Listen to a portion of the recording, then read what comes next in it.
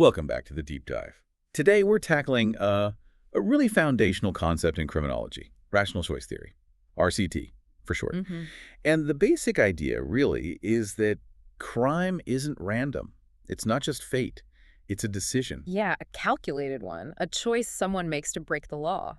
And if you want to understand, why policies swing back and forth between rehabilitation and getting tough on crime, this theory is kind of the starting point. It's really central. Absolutely. But that word rational trips people up straight away, doesn't it? Yeah. When we say rational, we don't just mean criminals or like, accountants calculating profit. It's much broader. Right. Not just about money. No, definitely not. The Yeah. sources we looked at are really clear.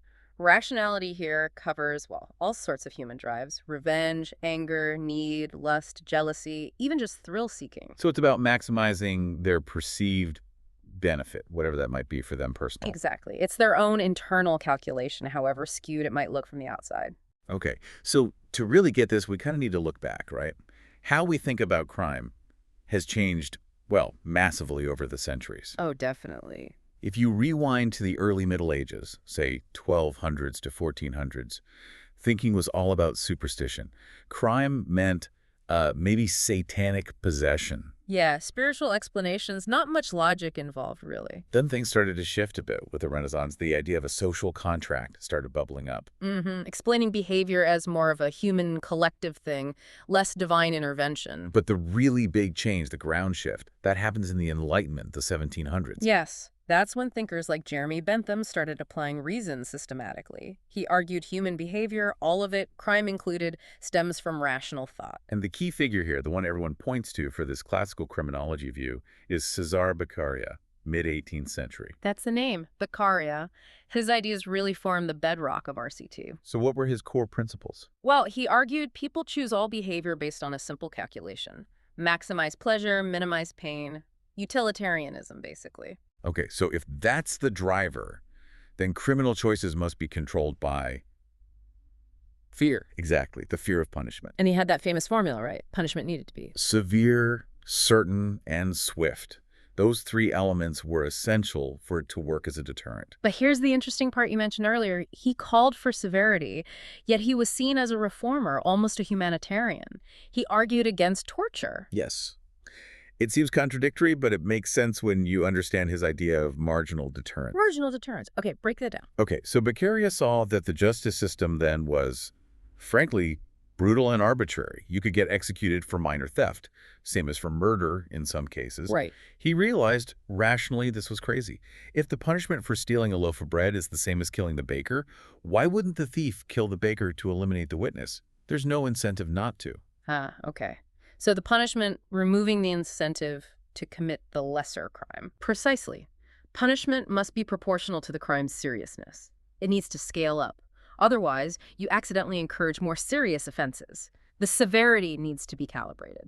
That's a really critical insight from way back then. It really is. But even with that clarity, this classical rational approach kind of faded away by the late 1800s. It did, yeah. It got pushed aside by what we call positivistic views. The focus shifted completely. Away from free will. Entirely. Positivism saw crime not as a choice, but as something determined by factors outside the individual's control. Like, Well, things we now call social determinants. Poverty, IQ levels, education, family background, home life. These were seen as the true causes of crime. so the thinking became, treat the cause, not just punish the act. Rehabilitation became the goal. Right. Fix the underlying condition. But then, fast forward to the mid-1970s, and the pendulum just swings right back. Violently, yeah. There was a sense that rehabilitation just wasn't working. Crime rates were soaring, which everyone could see, and you had these major, very public prison riots and disturbances. So the faith in fixing those root causes started to crumble. Deeply questioned, yes. And suddenly, this older idea looks relevant again. The idea that criminals are rational actors. Exactly. The thinking became, maybe they do plan things. Maybe they do weigh the risks. Maybe they fear punishment. And maybe they chose to do wrong and, well, deserve the consequences. And that resurgence wasn't just academic. It hit policy hard. Oh, immediately. By the 1980s, you saw conservative views really shaping justice policy. Tougher laws, mandatory minimum sentences, all based on this renewed belief that crime is a calculated choice. Okay, so let's dig into the mechanics of that modern theory. Contemporary RCT says, basically, some people choose crime sometimes. That's the core. And when someone's weighing that choice, our sources say they're evaluating two different things almost at the same time. That's right. The first is what they call offense-specific crime.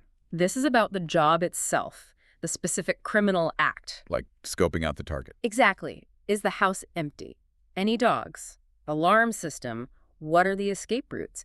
It's the offender reacting to the details of that particular opportunity. It's like the situational assessment. Okay, what's the second part? The second is offender-specific crime.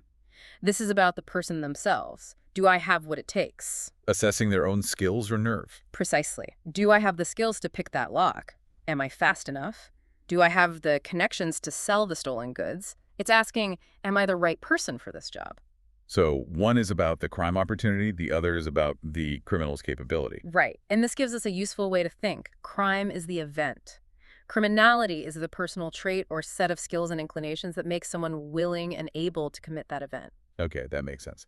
And the decision gets structured by different factors, right? Personal ones and situational ones. Yes. So structuring criminality, the personal side involves things like maybe their peer group, the need for excitement or thrills, their past experiences, what they've learned works. Economic opportunity or lack thereof fits in there too. It can, but it's not just about need. It could be the desire for status, the buzz. It's very much about internal drivers and what they've learned. Okay. And then structuring the crime itself, that's the situational part. Right. That's deciding the specifics. What to steal, where to do it, when is the best time, who is the easiest target. And this can shift based on external factors. Absolutely. The sources mention how crime choices can follow market conditions. If there's a crackdown on, say, catalytic converter theft, maybe the rational offender shifts to online fraud because the opportunity structure changed. Thinking about crime like a business, adapting to the market? In a way, yes. Analyzing risk and reward within changing environments. This model feels pretty solid for things like burglary or maybe fraud. But does it really hold for all crime? What about impulsive stuff? Petty theft? Well, the theory suggests that even seemingly random acts, like shoplifting on impulse, still involve a rapid, almost subconscious rational calculation. A split-second assessment. Yeah. Is anyone watching? Can I conceal this easily? What's the chance of getting caught right now? It's not a long-term plan, but it's still a quick weighing of perceived risk versus immediate reward. A little flash of rationality. Okay. What about something like drug use? That often seems like the opposite of rational self-destructive. That's a common question. But research actually suggests that the initial decision to start using substances often involves rational decision-making. Also. It's often tied to social calculations. Perceiving that friends or family you value approve of it, or at least do it. The social acceptance, the belonging, can rationally outweigh the perceived health risks, especially at the start. So the rational benefit is social connection or fitting in, even if the act itself is harmful. Potentially, yes. The calculation includes social rewards. All right, let's push it further. Violence. That feels like pure emotion, anger, loss of control. How does RCT explain that? Even violence, the theory argues, can be a calculated choice serving specific goals. It's not always just an explosion. What kind of goals? Think about control using violence to dominate someone, retribution settling a score, deterrence using violence to warn others off, and crucially, reputation. Reputation. Yeah, especially in certain contexts, like gangs. Committing violence can be a very rational way to build or maintain a fearsome reputation, which then provides benefits like status, protection, respect within that group. The violence is instrumental. A tool to achieve another end. No. Okay. So if we buy into this framework that crime is largely a rational choice, then the policy implication seems obvious. Make crime a bad choice. Right. Convince potential offenders that the risks, the pain, the costs just aren't worth the potential reward. And that leads us straight into situational crime prevention, or SCP. This isn't about fixing society. It's about fixing specific crime problems by changing the immediate environment. Making the rational choice harder, riskier, or less rewarding right there on the spot. Exactly. SCP uses tactics like increasing the effort needed, think better locks, steering wheel locks, reducing opportunities, maybe closing a park at night, increasing the risk of getting caught, more lighting, CCTV. Increasing shame, too, like maybe publicizing arrests. And removing excuses. Right, removing excuses like putting up clear signs saying no trespassing, it makes it harder for someone to rationalize their way into the behavior. There's a model related to this, focusing on what gets stolen. The craved model. Yes, craved is a great example of SEP thinking. It helps predict what kinds of things criminals will rationally target. It stands for concealable, removable, available, valuable, enjoyable, and disposable. Things that are easy to hide, carry away, find, worth something, fun to have, and easy to sell on. Makes sense. Police and security use it to anticipate theft trends and protect likely targets. It's about thinking like the rational offender. So you're trying to disrupt their calculation. Yeah. And when SCP works well, you get benefits beyond just the target area, like diffusion. Correct. Sometimes preventing crime in one spot unintentionally discourages it nearby too. Maybe because offenders perceive the whole area as riskier now. But because crime is rational, criminals adapt, right? Which leads to the downsides. Absolutely. The big one is displacement. You lock down one type of crime or one location, and the offenders just move. They commit a different crime or the same crime somewhere else. The crime doesn't vanish, it just relocates. Right. And there's also extinction, where the prevention measure works for a while, but then offenders figure out a way around it. Think about car alarms. People learn to ignore them. The effect wears off. Okay, so that's micro-level prevention. Let's zoom back out to the bigger policy picture. Deterrence. RCT is really the justification for the whole deterrence approach, isn't it? Fundamentally, yes. You've got general deterrence first. That's aimed at everyone, the general public. Trying to scare us all straight. Pretty much. And it relies entirely on the perception of punishment. Do people believe they'll get caught? Certainty. Do they believe the punishment will be bad enough? Severity. And will it happen quickly? Speed? Beccaria's triad again. If any of those perceptions are low, the deterrent effect weakens. And then there's specific deterrence. That's aimed at people who've already been caught and punished. Right. The idea is the punishment should be so unpleasant, so memorable, that the individual offender will be deterred from doing it again. Make them learn their lesson. Does it work? Specific deterrence. Well, the evidence is really messy. It's not straightforward. Our sources mention studies on domestic violence arrests, for example. Sometimes arrest and conviction seem to reduce reoffending. Other times, in other situations, it might actually increase it. Increase it? How? Maybe it angers the offender or labels them, making legitimate PABs harder. The rational calculation can be complex, especially with emotionally charged crimes. It's not always a simple punishment stops behavior equation. That complexity leads us towards the really heavy end of RCT policy. Incapacitation, just locking people up. Exactly. If deterrence is uncertain, maybe the surest way to stop rational offenders is just to take them off the streets so they physically can't commit crimes against the public. And proponents point to falling crime rates alongside rising prison populations as evidence this works. That prison time cuts short criminal careers. That's the argument, yes. And it fuels things like 3 strikes laws, mandatory life sentences for a third serious felony. The logic is pure incapacitation. Prevent future crime by removing the actor, possibly forever. But this bumps right up against another core idea about punishment, doesn't it? Just desert. Yes, a major philosophical conflict here. The desert goes back to Beccaria's concern about proportionality. It argues punishment is justified purely by retribution. Meaning people get what they deserve for the past crime they committed. Punishment should balance the scales for the harm already done. It's about equity.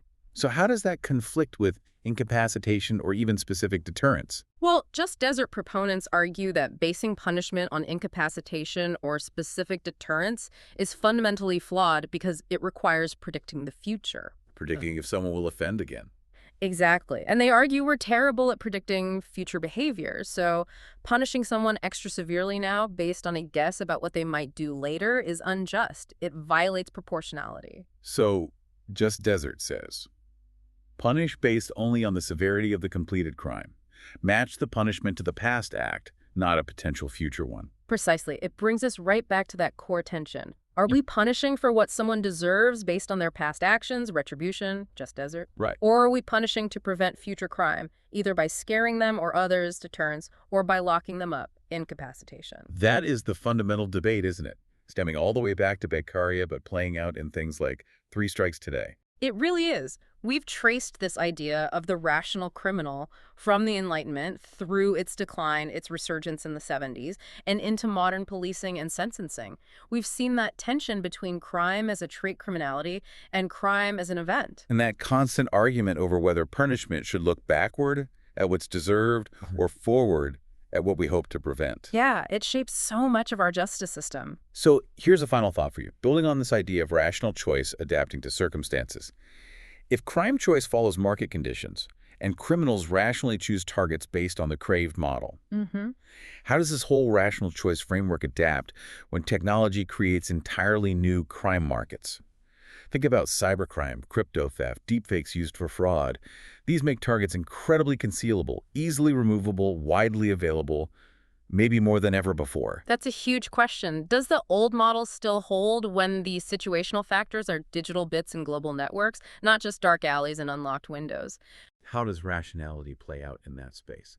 That's something complex for you to maybe continue thinking about. A deep dive for another time.